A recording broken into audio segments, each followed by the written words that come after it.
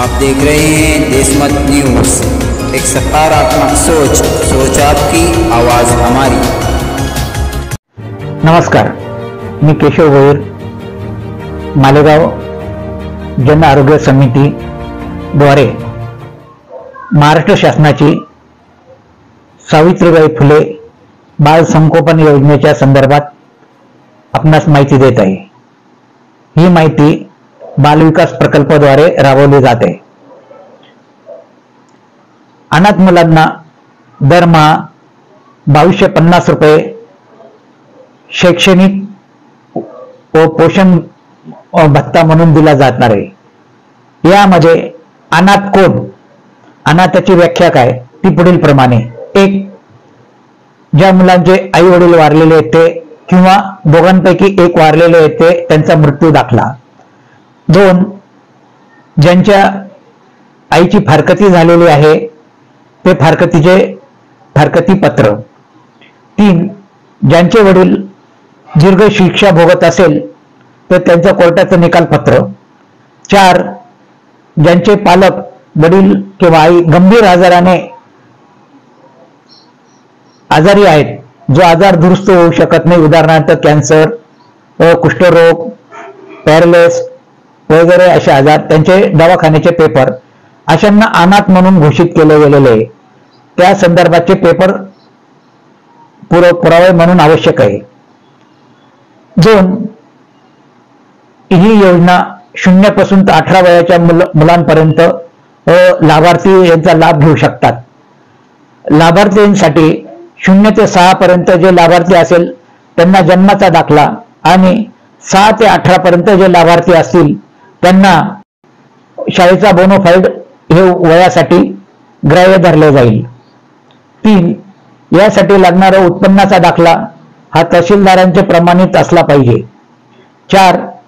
यासाठी लाभार्थी आणि लाभार्थीच्या कुटुंबीय पालक जे असतील, त्यांचं जे पालन पोषण करते जे असतील त्यांचे आधार कार्ड, लाभार्थीच्या पासपोर्ट साईजचे 2 फोटो, लाभार्थीचा कुटुंबासहित दारापुढे घरापुढे 4x6 फोटो, हे कागदपत्र आवश्यक आहे। त्यासोबत रहिवाशीचा पुरावा, त्यासोबत त्यांचा रेशन कार्ड, लाईट बिल किंवा शहरी भागात असेल तर नगरसेवकाचा रहिवाशी दाखला, ग्रामीण भागात असेल तर सरपंचांचा रहिवाशी दाखला, हे पुरावे आवश्यक आहे।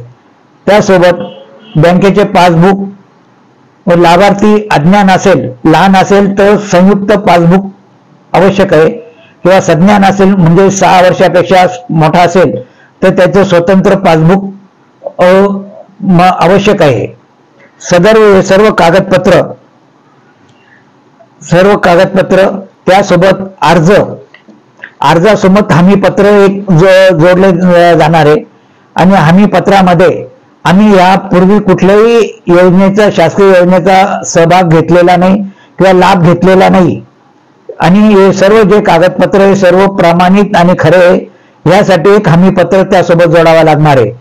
हे सर्व पेपर एकत्र करून त्याचे 2 संच करावेत आणि त्यात शहरी महिला बाल विकास प्रकल्प कार्यालय, मालेगाव स्टेट बँकेच्या मुख्य शाखा, स्टेट बँकेच्या पाठीमागं कंसात अंगणवाडी ऑफिस या ठिकाणी जमा करावे। आणि ग्रामीण भागासाठी हे मालेगाव शहरात कॅम्प भागात रावळगाव नाका येथे पोस्ट ऑफिस समोर ग्रामीण महिला बाल विकास प्रकल्प कार्यालय आहे, त्या कार्यालयात जमा करावे। सदर हे दाखल केल्यानंतर त्याची एक प्रत मालेगाव शहरामध्ये एक धोबी गल्ली नेहरू चौकाजवळ येथे फेमस कोचिंग क्लास येथे साजिक सर यांच्याकडे जमा करावे। ऑफिस फेमस कोचिंग क्लास इथं प्रमाणित केलेल्या रिसिप्ट कॉपी घेतल्यानंतर रिसिप्ट कॉपीची कॉपी जमा करावी, म्हणजे पुढील कामकाजात अडथळा निर्माण होणार नाही। बाहेर फेकल्या गेले शैक्षणिक प्रवारातून त्यांना परत ह्या प्रवारामध्ये आणून त्यांना पुढे सुशिक्षित करण्याचं उद्दिष्ट आहे। की जसे अनाथ मुलं कुटुंबाची जबाबदारी सांभाळत असताना शिक्षणापासून दूर जातात, कामधंद्याला लागतात आणि शिक्षणापासून वंचित राहतात, ते वंचित राहू नये, त्यांना पुन्हा शैक्षणिक प्रवाहात आणून त्यांना सक्षम करावे, साक्षर बनावे, हा शासनाचा जो निर्णय घेतलेला आहे त्या निर्णयाचा स्वागत आहे आणि या योजनेत जास्तीत जास्त अनाथांनी सहभाग घ्यावा ही विनंती. धन्यवाद.